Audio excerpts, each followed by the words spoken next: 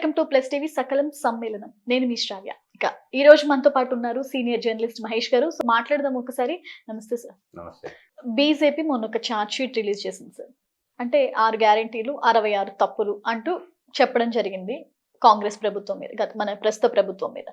So ఇది ఎంతవరకు వీళ్ళు చేసేది, బీజేపీ రిలీజ్ చేసిన ఛార్జ్ షీట్ ఎంతవరకు కరెక్ట్? దీన్ని అంటే నిజంగా కూడా కొంతవరకు 6 గ్యారెంటీలు నెరవేరలేదని చెప్పేసి కూడా అటుపక్క ప్రజల్లో కూడా కాస్త వ్యతిరేకత కనిపిస్తుంది. సో ఓవరాల్ గా ఏం చెప్తారు మీరు?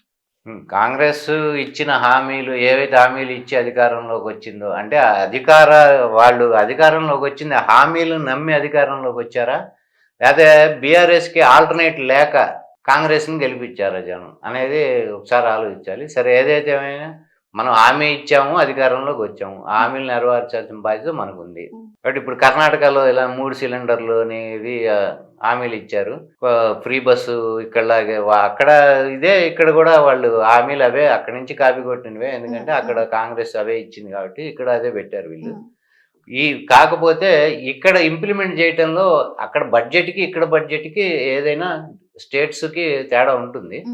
ఇక్కడికి వచ్చేటప్పటికి ఎక్కిన తర్వాత మనకి అర్థమైంది అప్పులు ఉన్నాయి, అవి ఉన్నాయి, మనకు అప్పు పుట్టలేదు, అప్పు పుట్టాలి, ఇవన్నీ ఇంప్లిమెంట్ చేయాలంటే అని చెప్పి మెల్లిగా అదొకటి బిగిన్ చేశారు.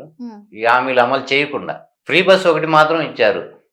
అది కూడా ఇప్పుడు ఆ పెద్ద గోల. అది కూడా ఏంటంటే మనం చాలా మీమ్స్లో చూసాము, మనం చాలా చోట్ల మనం చూస్తే ఆడవాళ్ళు బస్సుల్లో బియ్యం ఏరుకోవటం, కూరగాయలు ఏరుకోవటం, లేకపోతే జుట్లు బట్టి కొట్టుకోవటం. ఎంతమంది ఎప్పుడో మనం సందు చివర ఎక్కడో వీధి కుళాయిల దగ్గర కొట్టుకునేవాళ్ళు. ఆ సీన్ ఇప్పుడు పోయినాయి. చాలా సంవత్సరాలుగా జనం అది చూడట్లేదు. కానీ ఇప్పుడు అట్లాంటి సీన్ ఎప్పుడైనా కనబడితే మన చిన్నప్పుడు గుర్తొస్తున్నాయి. చాలా కాలం అయింది ఇట్లాంటి ఫైట్లు అనేది. అవి మళ్ళీ కాంగ్రెస్ గవర్నమెంట్ మనకి చూపించింది. బస్సుల్లో పడి కొట్టుకోవటం ఆడవాళ్ళు, జుట్లు పట్టుకొని గుద్దుకోవటం, ఇవి వీళ్ళ పుణ్యం అని మళ్ళీ మనం అది చూడగలిగాం. అదొకటి జరిగింది. ఆర్టీసీకి ఎంత నష్టం వచ్చింది, లేకపోతే జనం అంతా ఎంటర్టైన్ అయ్యారు ఈ విషయాలకి అని చెప్పి మనం రీసెంట్ గా చూస్తే బస్సు ఇట్లా హెవీగా కిక్కిరిచిపోయి వాళ్ళు ఎక్కిన తర్వాత డ్రైవర్ బస్సు నడపడం ఇలాంటి ఇన్సిడెంట్ జారేది. కండక్టర్లు వెళ్ళిపోవటం, బస్సులు ఆపేసి డ్రైవర్లు దిగి వెళ్ళిపోవటం, వాళ్ళని కంట్రోల్ చేయలేక. వాళ్ళేమో ట్రిప్పులు సఫిషియంట్ ట్రిప్పులు లేకుండా, అంటే ఇప్పుడు లేడీస్ ఫ్రీ కాబట్టి వాళ్ళు ఎక్కుతున్నారు, వీళ్ళేమో జెంట్స్కి ప్లేస్ ఉండదు. ఇక్కడ సపోజ్ ఇప్పుడు మనకి ఒక రూట్లో ఇట్లా ఫ్రీ పెట్టినప్పుడు ఇంకో సర్వీసు దాన్ని పొడిగిస్తే ఈ జనం కంట్రోల్ అవటం ఉంటుంది. అదే ట్రిప్ ఇప్పుడు ఏదైతే ఒకే ట్రిప్ ఉన్నప్పుడు మళ్ళీ ఫ్రీ చేశారు దాన్ని, అదే ఒకటే ట్రిప్ రెండో ట్రిప్ అనేది ఎక్స్టెండ్ చేయకుండా ఒకటే ట్రిప్ వల్ల ఈ పరిస్థితి వచ్చింది, ఈ సమస్యలు ఉన్నాయి. సరే, ఈ పక్కన పెడితే ఇవి ఉన్న 6 హామీలో రైతు రుణమాఫీలు అని కానీ, లేకపోతే సబ్సిడీలు కానీ, వాళ్ళు 2500 పథకం పెట్టారు ఆడవాళ్ళకి, అది కానీ ఫ్రీ సిలిండర్స్ 3 సిలిండర్లు ఉన్నారు. ఇవి వరుసగా 6 సూపర్ 6 మనకి అక్కడ ఏపీలో చంద్రబాబు గారు పెట్టారు, ఇక్కడ కూడా ఒక సూపర్ 6 పెట్టారు వీళ్ళు. వీటిల్లో ఇక్కడ పెట్టిన తర్వాతే ఏపీలో ఫస్ట్ ఎలక్షన్ ఇక్కడే జరిగింది కాబట్టి, అంటే కాంగ్రెస్ కర్ణాటకను తెలంగాణలో ఈ 2 చూసుకొని 2 కలిపి పెట్టాడు చంద్రబాబు గారు. ప్లస్ అక్కడ ఏమైతే జగన్మోహన్ రెడ్డి పెట్టాడో వాటిని ఎక్స్టెండ్ గా ఇంకా, అంటే ఆయన ఒక ఇంట్లో 15,000 ఇస్తే ఇంట్లో ఉన్న ప్రతి పిల్లోడికి 15,000 అన్నారు, తల్లికేమో 18,000 అన్నారు. 60, 45, 50 ఏళ్ళు దాటిన వాళ్ళకి ప్రతి వాళ్ళకి 1,500 ఆడవాళ్ళకి అన్నారు. ఎట్లా ఆయన ఇష్టం వచ్చినట్టు ఆయన హామీలు ఇచ్చాడు అనుకోండి. ఇక్కడ వస్తే పరిస్థితి ఈ హామీలు అమలు చేసే పరిస్థితి లేదు. లేనప్పుడు ఇప్పుడు బీజేపీ ఛార్జ్ షీట్ పెట్టింది. ఛార్జ్ షీట్ పెట్టడానికి అసలు బీజేపీకి ఉన్న అది హక్కు ఏంటి, ఫస్ట్ అది మాట్లాడుకోవాలి. ఇప్పుడు వీళ్ళు కూటమి ప్రభుత్వంలో భాగంగా ఏపీలో వీళ్ళు అధికారంలో ఉన్నారు. మరి అక్కడ ఒక్క హామీ ఇక్కడన్నా ఒకటన్నా రెండన్నా, ఇప్పుడు ఫ్రీ బస్ అన్నా ఇచ్చాడు రేవంత్ రెడ్డి ఇక్కడ కాంగ్రెస్ గవర్నమెంట్, అక్కడ ఏది లేదు, 0. మరి అక్కడ వీళ్ళు కూటమి ప్రభుత్వంలో భాగంగా ఉన్నారు. భాగంగా ఉండి మరి ఇదే ఛార్జ్ షీట్ అక్కడ పెట్టాలి కదా. ఇప్పుడు నేషనల్ పార్టీ, ఇప్పుడు ఏదన్నా ఒక స్టేట్కి సంబంధించి ఒక లోకల్ పార్టీ అయితే ప్రతి స్టేట్కి వాళ్ళ స్టాండ్ వాళ్ళకు ఉంటుంది. నేషనల్ పార్టీ అనేప్పటికీ అన్ని స్టేట్లు ఒకటే కదా.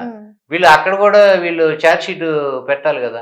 రెండోది, ఇక్కడ బీజేపీ బలం ఉంది అంటే మేము ఇక్కడ ఆయన ఛార్జ్ షీట్ రిలీజ్ చేస్తూ కిషన్ రెడ్డి గారు బీజేపీ అధ్యక్షుడు, సెంట్రల్ మినిస్టర్ ఆయన.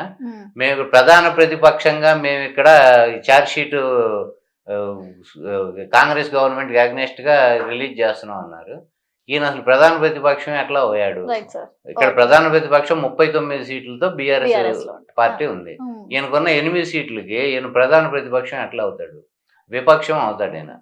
అంటే ప్రతిపక్షానికి విపక్షానికి కూడా తేడా లేకుండా ఈయన సెంట్రల్ మినిస్టర్ ఉండి, ఒక స్టేట్ ప్రెసిడెంట్ ఉండి, అంటే నోటికి వచ్చింది మాట్లాడకూడదు ఏదైనా బాధ్యత గల ఒక పదవిలో ఉన్నప్పుడు. ఇప్పుడు ఇదే పని అక్కడ కూటమి ప్రభుత్వంలో వీళ్ళు భాగస్వామ్యం ఉండి అక్కడ ఏది లేనప్పుడు, ఇంప్లిమెంట్ చేయనప్పుడు పథకాలు, అక్కడ వీళ్ళు అది కూడా చేయాలి కదా. రెండోది ఈయన సెంట్రల్ మినిస్టర్ కాబట్టి, అంటే ఇండియాలో దాదాపు అన్ని స్టేట్లకు కూడా ఈయన రిప్రజెంటేటివ్ కాబట్టి, ఇక్కడ వరకు అయితే స్టేట్ గవర్నమెంట్ లో ఈయన స్టేట్ పార్టీ ప్రెసిడెంట్. అసలు కిషన్ రెడ్డి వల్ల బీజేపీ దెబ్బతింది ఇక్కడ అనేది కూడా ఒకటి మనం అనుకోవాలి. ఎందుకంటే ఈయన వాయిస్ అనేది స్ట్రాంగ్ గా ఉండదు ఇక్కడ. ఇప్పుడు ఇంతకుముందు బండి సంజయ్ గారు ఉన్నప్పుడు బీజేపీకి మంచి భూమి వచ్చింది ఇక్కడ, ఎలక్షన్ ముందు చాలా స్ట్రాంగ్ అయింది. మరి సడన్ గా వాళ్ళు ఎందుకు అట్లా తప్పు స్టెప్ వేశారో కానీ, రాంగ్ స్టెప్ దారుణంగా ఏంటంటే సంజయ్ గారిని తప్పించి ఈయనకి ఇవ్వడం. ఇప్పుడు కాంగ్రెస్ లో ఇంత ముందు చూడండి, ఉత్తమ్ కుమార్ రెడ్డి గారు చాలా కాలం ప్రెసిడెంట్ ఉన్నారు. 2014 నుంచి ఉత్తమ్ కుమార్ రెడ్డి గారు ప్రెసిడెంట్ ఇక్కడ. జస్ట్ మనకి ఎలక్షన్ 2 ఏళ్ల ముందే రేవంత్ రెడ్డి గారికి మళ్ళీ పీసీసీ పగ్గాలు ఇచ్చారు ఇక్కడ. అంతవరకు ఆయన ఉత్తమ్ కుమార్ రెడ్డి గారే 7 సంవత్సరాల పాటు ఇక్కడ పీసీసీ ప్రెసిడెంట్. కాంగ్రెస్ ఒక్క సీట్ ఎప్పుడు గెలవడం కానీ ఎటువంటిది పాపం లేదు. ఎందుకంటే ఈయన స్ట్రాంగ్ ఈయన వాయిస్ వినిపించేవాడు కాదు. ఈయన అవతల మనకు బీఆర్ఎస్ పార్టీలో కవిత కానీ, మీకు కేటీఆర్ కానీ, హరీష్ రావు కానీ, కేసీఆర్ కానీ, మీరు వీళ్ళు ఎవరు నోరు తెరిచినా చాలా పవర్గా ఉంటుంది. అసలు వాళ్ళ వాయిసే చాలా పవర్ఫుల్, చాలా స్ట్రాంగ్ గా మాట్లాడే వ్యక్తులు. వాళ్ళని ఢీ కొట్టాలి అంటే ఉత్తమ్ కుమార్ రెడ్డి వల్ల కాలేదు. సేమ్ యాజ్ ఇక్కడ బీజేపీ చేసిన తప్పు కూడా అదే. కిషన్ రెడ్డిని తీసుకొచ్చి పెట్టడం ఏంటంటే, ఈయన ఏంటంటే సైలెంట్ గా కామ్ గోయింగ్, ఒక విమర్శ కానీ, ఒక పార్టీ అవతల ఒక తప్పు ఏదైనా జరిగినా కానీ దాన్ని స్ట్రాంగ్ గా అపోజ్ చేయటం కానీ ఏది చేసే పరిస్థితి నేడు. బండి సంజయ్ గారు అయితే అలా కాదు. అంతకుముందు చాలా ఆయన వాయిస్ అయితే చాలా స్ట్రాంగ్ గా బీఆర్ఎస్ కి అగెనెస్ట్ కానీ, ఇటు కాంగ్రెస్ కి అగెనెస్ట్ కానీ చాలా స్ట్రాంగ్ గా ఆయన వాయిస్ వినిపించారు. ఇక్కడ వీళ్ళేమో ఆ పని పరిస్థితి లేదు కిషన్ రెడ్డి గారు. అందుకని బీజేపీకి ముందు పార్టీని సంస్థాగతంగా కానీ పార్టీని బలోపేతం చేసుకొని అప్పుడు మనం ఏదైనా వాయిస్ వినిపిస్తే జనం కూడా మనతో కలిసి వస్తారు. Right sir, right. Thank you so much sir.